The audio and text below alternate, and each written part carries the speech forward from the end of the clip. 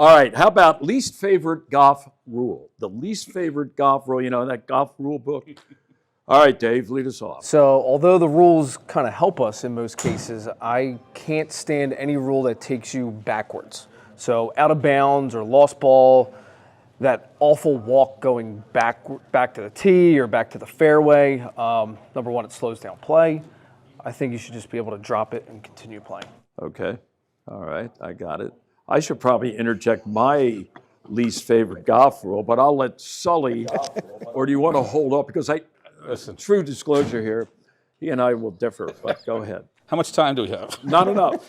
So it's not yet a rule. If some folks get their way, it could be. But the idea that you should be able to take your ball out of a divot in the fairway is just unbelievable to me. You hit the ball wherever you can, play it as it lies, and do the best you can. You're not guaranteed anything just because you hit it. How about if you hit a crummy shot into the fairway? You know, there's no reward for anything in particular. Well, so different it's not a rule. It's not apples and oranges. It's apples and oranges. It's not a rule yet. When you say it's not a rule, why then can't I just move it out of the divot?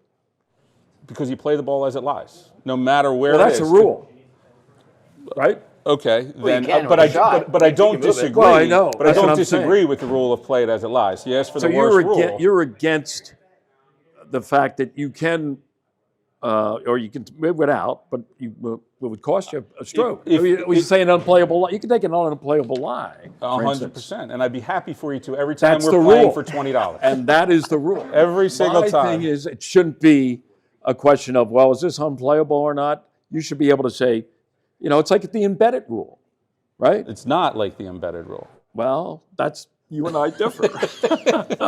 I'm done talking about Ken's it. got to get in and I want to answer hear here. from you, from our viewers on that thing, right? We're going to run a poll. Huh? Boy, that was good. We could probably do a whole show on that. On that. How about it? What is your least? Don't go. Divots, No. I would say signing a scorecard in competition. Nowadays, everything's electronic. Yeah.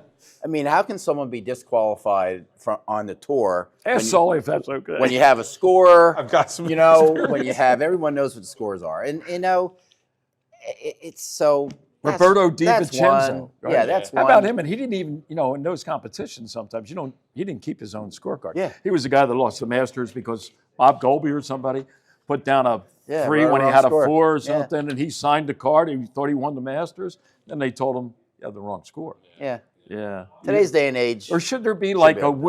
like a shelf life? Like you got 2 hours instead of 2 minutes. Once you leave the scoring area is Yeah. when you know is when It's the penalty de comes in. facto.